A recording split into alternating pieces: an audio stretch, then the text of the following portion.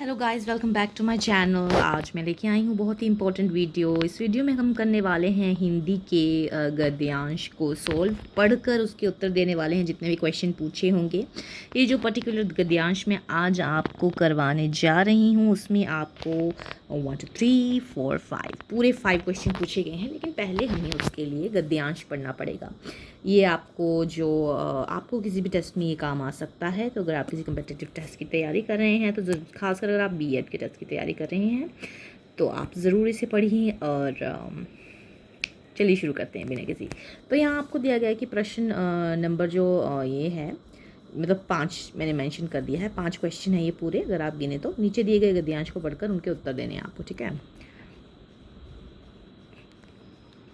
पढ़ना शुरू करते हैं। जो लोग यह सोचते हैं कि महिलाओं को घरों में चार दीवारी में ही कैद रहना चाहिए, उनकी मानसिकता संकीर्ण है। ऐसा इसलिए कि महिलाएं भी तो मानव है। जी हाँ, बिल्कुल मानव है। उन्हें भी अपने अच्छे बुरे के संबंध में सोचने तथा विकास करने का अधिकार है। मनुष्य एक विकासशील प्राणी है। यह सर्वमान्य सिद्धांत केवल पुरुषों के लिए तो नहीं है, बिल्कुल भी नहीं। महिलाएं भी विवेकशील हैं और वे भी अपना अच्छा बुरा समझती है। हाँ, इतना आवश्यक है कि जिस समाज में इतनी लंबी अवधि तक महिलाओं को दबाकर रखा गया, वहाँ आरंभ में उनके उत्थान के लिए आरक्षण जैसी व्यवस्था करनी ही पड़ेगी।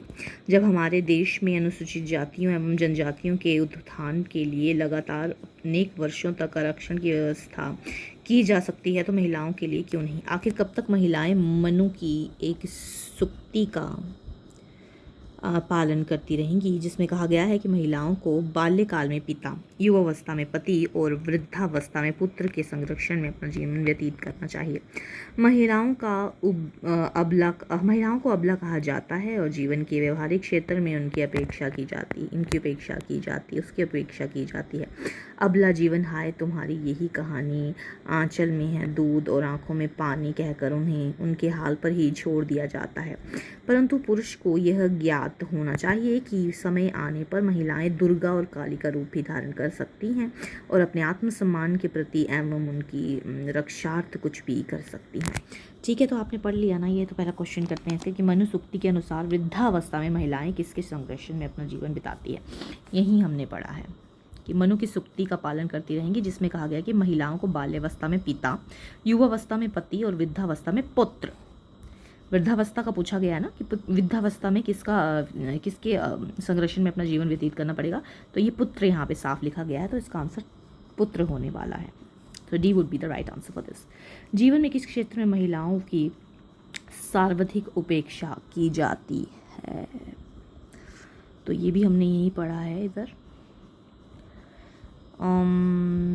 उपेक्षा, जी हाँ, यही तो पढ़ा था ना।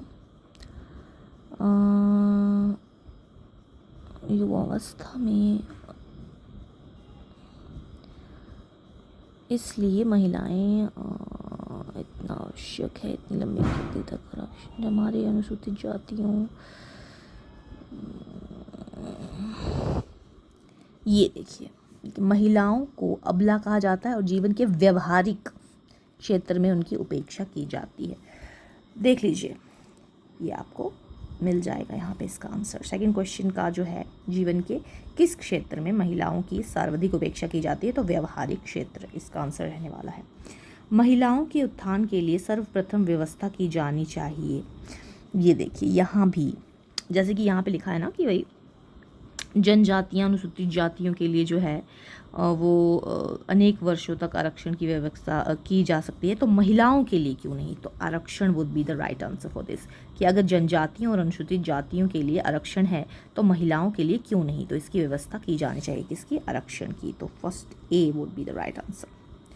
नेक्स्ट क्वेश्चन, महिलाएं निम्नलिखित में से किस रक्षा हेतु काली और दुर्गा का रूप धारण कर लेती हैं, रूप ग्रहण कर लेती हैं? तो ये रहा ना कि आत्मसम्मान के लिए, है ना, आत्मसम्मान के लिए। परंतु पुरुषों को ये ज्ञात होना चाहिए कि महिलाएं दुर्गा और काली का रूप धारण कर सकती है अपने आत्मसम्मान के प्रति, है ना। तो आत्मसम्मान यहाँ तो नहीं दिया गया है, लेकिन स्वाभिमान और आत्मसम्मान का मतलब एक ही होता है। तो we will go with the option A. तो option A would be the right answer for this question. Okay, महिलाओं को घर में ही कैद रहना चाहिए, यह किसकी मानसिकता है? ये देखिए, यहाँ पे पढ़ा है कि मानसिकता, ये देखिए, इसलिए 4 दीवारी में कैद रहना चाहिए, उनकी मानसिकता संकीर्ण है, संकुचित। तो ये वर्ड यहाँ यूज़ नहीं किया गया है, बट व्हेन यू सर्च तो इससे काफ़ी मिलता जुलता मतलब उसका होने वाला है। तो इनमें से D would be the right answer. So guys, I hope आपको ये वीडियो बहुत ही ज़्यादा इंटरेस्टिंग, बहुत ही ज़्यादा इम्पोर्टेंट लगा होगा। और गाइस, ये वीडियो इंटरेस्टिंग और यूज़फुल है। गद्यांश किया है हमने हिंदी का, आपको बताया कि किस तरह से आपने पहले ध्यान से गद्यांश पढ़ना है, फिर प्रश्नों को ध्यान से पढ़ना है, फिर गद्यांश में से ही उनके आंसर ढूंढ के निकालने हैं। बहुत ही ईजी, बहुत ही यूज़फुल, बहुत ही इम्पॉर्टेंट और बहुत ही ज़्यादा भविष्य में काम आने वाला वीडियो आज हम आपको प्रोवाइड करवा रहे हैं। इसी तरह के वीडियोस के लिए आप हमें सब्सक्राइब कीजिए हमारे चैनल को, और जल्दी से बेल आइकन को भी प्रेस कर लीजिए ताकि इसी तरह की इन्फॉर्मेटिव और बहुत ही इंपॉर्टेंट वीडियो हम आप तक पहुंचाते रहें। Thank you so much, bye.